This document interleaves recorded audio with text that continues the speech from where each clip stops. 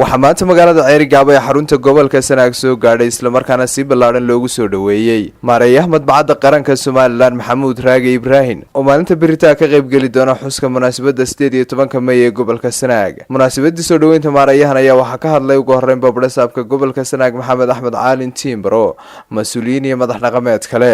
kulleenahay ku soo dhawow gobolka Sanaag caasimadiisa Ceerigaabo. maareeyuhu wuxuu hordhac u ahaa wafdigii naga qayb galiyay 18 May waliba wuxuu dheeraa ninkii qalabkii naga raagay inoo waynu ku mahadinaynaa.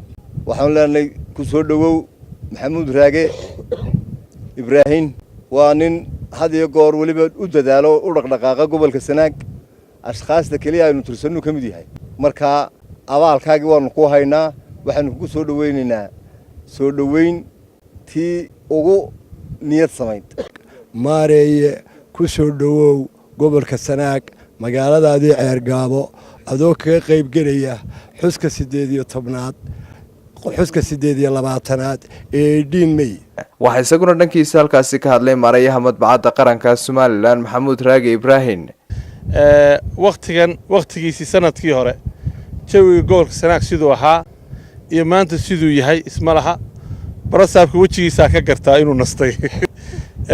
waxaan islahaa wuxuu ahaa ninka ugu safarka badan ee laamigan mara muxuu ahaa ceelafeen iyo inta u dhaxaysa iyo Ceerigaabo habeen subax galab sii socda si uu u maaragtay u adkeeyo nabadda oo xoogaa nabad xumadii ka dhacday gobolka Sanaag waana ku guuleystay.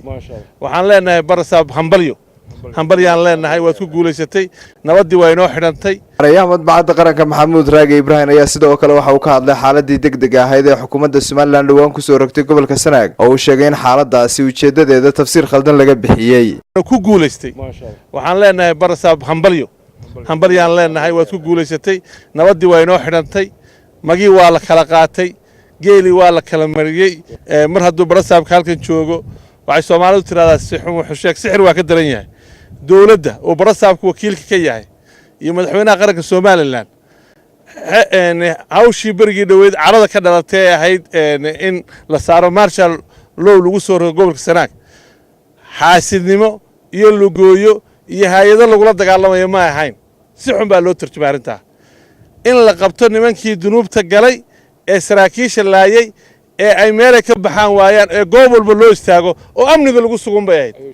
miyaan la tarjumin oo qalad yaan loo tarjumay. madaxweynaha qaranka Soomaaliland wadadii Ceerigaabo ee awgeedeen halkii uu ka sii waday wali wuxuu ku daray 1 milyan lacaga oo qalabkii uu inagu inoogu iibiyo aynu haysanno awal dadka laga soo kireysan jiray. wadadii waxay sii maraysaa dee waan yaabayba. waxaan ka imi saaka burcaan ka soo baxay hadda duhur lama tukan Ceerigaabo la jooga. Wayoni Sheekh Ahmed, Universal TV, Ceerigaabo.